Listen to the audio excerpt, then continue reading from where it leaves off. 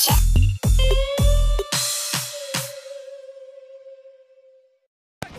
everyone, it's Paul from Culture here, and I'm reviewing King of Fighters 14. Now I'm glad King of Fighters is back because it reminds me of my youth. You see, there were two crowds of people in my local arcade: those who gawked at Street Fighter 2 and the rest who took over the Fatal Fury, Samurai Showdown and Art Fighting game. Now with the recently released Street Fighter 5 and now the return of King of Fighters, it feels like that rivalry has started all over again. I mean, we haven't seen a King of Fighters game since 2010. That's a long time for Street Fighter to reign supreme, but now I'm happy to report that the competition for King of Fighters could very well be King of Fighters, as long as you know what you're doing, that is. Okay, so the first thing you need to know is that King of Fighters 14 is hardcore. As hardcore as you can get.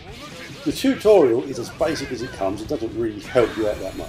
Simply covering how to move forward and backward, duck and all the boring stuff that everyone should know anyway. And if you don't know, you shouldn't be a gamer.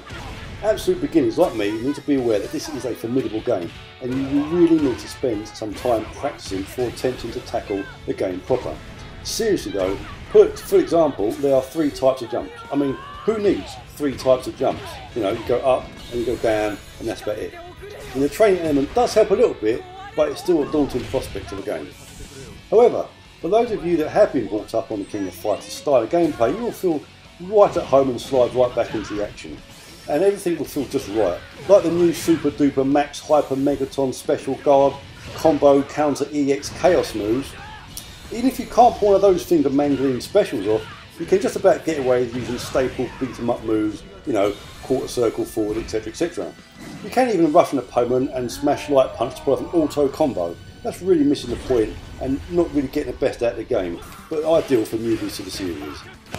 As mentioned earlier, it can all get a little bit overwhelming at times. I mean, there are 50 characters to choose from, of which you can choose 3 to create a team. Well, you can't tag in fighters like, say, Marvel vs Capcom and so on. If one fighter gets knocked out, one of your 3 chosen fighters then replaces them, giving you a little bit of energy. If you don't know this game or its history, you won't know who's best, what fighters do what and their abilities. So an exhaustive list and some trial and error is needed to find the 3 favourite characters to hone your skills with. What doesn't help is that there are 3 gauges all over the screen, all doing different things. The hyperdrive system seen in the last game has been replaced by a new max mode, which has been seen in previous games, but still doesn't make things much clearer.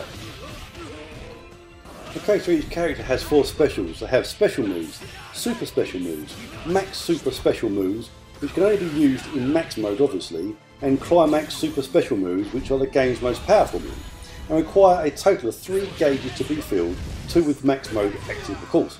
I mean, if you don't know about the fine intricacies of King of Fighters, you're going to be left jaw on the floor wondering what the hell just happened when your opponent has just unleashed a super special and killed you just like that. I mean, this game really is hardcore. Away from a mind-boggling move list, the graphics have gone from sprite-based characters to full-on 3D, on a 2D plane like Street Fighter 5. A lot of fans have been put off by this. I know I would have preferred the sprites of old as they hold a certain charm, but these new 3D renders are not that bad. Not as bad as first feel anyway, although perhaps too much time has gone into the boom physics as usual, and that is just stupid. To keep you playing, there are a fair few modes in this one. Story mode lets you pick a team of 3 as you attempt to win the new King of Fighters tournament, and then defeating the evil Anatov, the big bad of the game. There is a mission mode which features 3 different modes. Trial, where you give your character a goal. Time attack is, well, kind of what it is. And survival lets you have a single energy bar as you fight your way until that gets used up. So King of Fighters 14. It's come along with all its gauges and different jumps and inexplicable moves and enough finger gymnastics to give Rubik a hot flush. But once you've got used to all the annoyances, this is one smooth fighter. Seasoned pros will love it, falling straight back into their old routine. Newcomers, however, may be put off at first, with the overwhelming move lists and trickier combos and just sheer amount of characters there is to learn. But stick with it and you'll find a super satisfying fighter that gives that old stalwart Street Fighter a run for its money. Let the rivalry begin again.